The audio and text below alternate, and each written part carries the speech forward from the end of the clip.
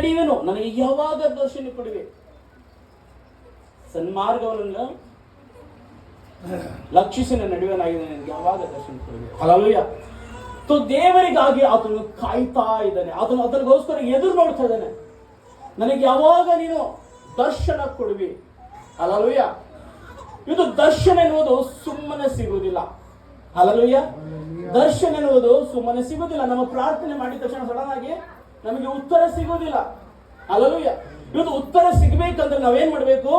ನಮ್ಮ ನಡವಳಿಕೆ ಏನಾಗಿದೆ ಅದು ನಾವು ಶುದ್ಧವಾಗಿ ಇಟ್ಟುಕೊಳ್ಳಬೇಕು.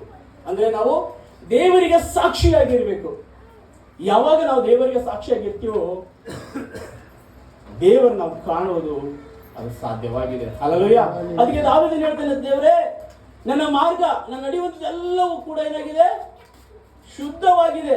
ನನ್ನೆಲ್ಲವನ್ನು ಲಕ್ಷಿಸುವನಾಗಿದ್ದಾನೆ. ಆದ್ರೆ ನನಗೆ ದರ್ಶನ ಕೊಡುವ ದೇವರ ಸನ್ನಿಧಾನದಲ್ಲಿ ಕೇಳ್ತಾನೆ. ಹಲ್ಲೆಲೂಯಾ. ಆದ್ರೆ ದರ್ಶನ ಅದು ಕಾಣದೆ ಆತನು ಅದಕ್ಕೋಸ್ಕರ ಆತನು ತೌಕ ಪಡ್ತಾ ಇದ್ದ. ಹಲ್ಲೆಲೂಯಾ. ಆತನು ತೌಕ ಪಡ್ತಾ ಇದ್ದ. ಅದಕ್ಕೆ ದೇವರ ವಾಕ್ಯ ನಾವು ಕಾಣ್ತೇವೆ, ಮನೆಯೊಳಗೂ ಯಥಾರ್ಥದಲ್ಲಿ ವರ್ತಿಸುವಂದ್ರೆ ಆತನು ಜನಗಳ ಮಧ್ಯದಲ್ಲೂ ತನ್ನ ಅರಸತನದಲ್ಲೂ, ಹಲ್ಲೆಲೂಯಾ, ಲೋಕದಲ್ಲೂ ಕೂಡ ಆತನು ಯಾವ ರೀತಿಯಲ್ಲಿ ಆಗಿದ್ದನಂತೆ? ಆತನು ಯಥಾರ್ಥ ಹೃದಯವುಳ್ಳವನಾಗಿದ್ದನು. ಹಲ್ಲೆಲೂಯಾ.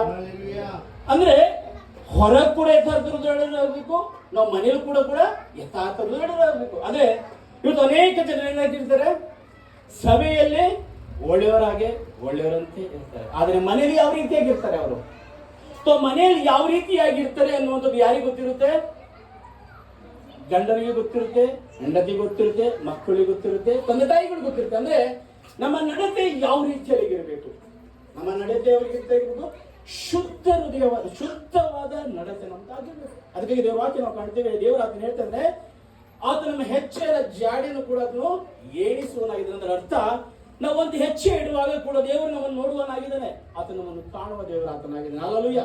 ಆತ ನಮ್ಮನ್ನು ನೋಡುವವನು, ನಮ್ಮನ್ನು ಕಾಣುವ ಕರ್ತನ ಆತನಾಗಿರುವುದಾದ್ರೆ ನಾವೇನ್ ಮಾಡ್ಬೇಕು?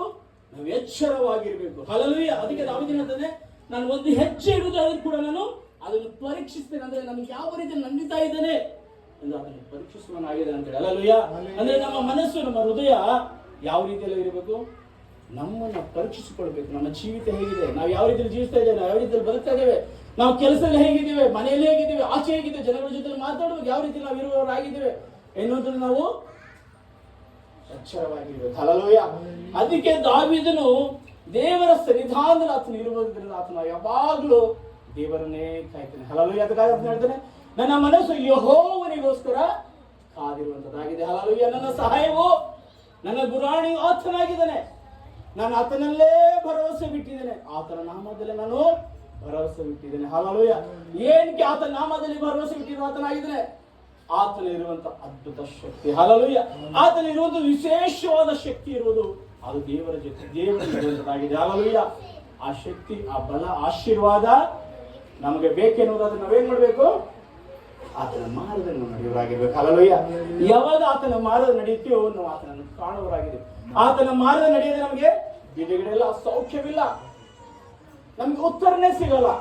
ಇವತ್ತು ನಮ್ಗೆ ಉತ್ತರ ಸಿಗಬೇಕಾಗಿದ್ರೆ ನಾವು ಆತನ ಜೊತೆಯಲ್ಲಿ ಆತನ ನಾವು ನಡೆಯುವರಾಗಿರ್ಬೇಕು. ಹಲ್ಲೆಲೂಯಾ. ಅದಕ್ಕೆ ದೇವರ ವಾಕ್ಯ ನಾವು ಕಾಣ್ತೇವೆ. 2 ಸಾಮುವೇಲ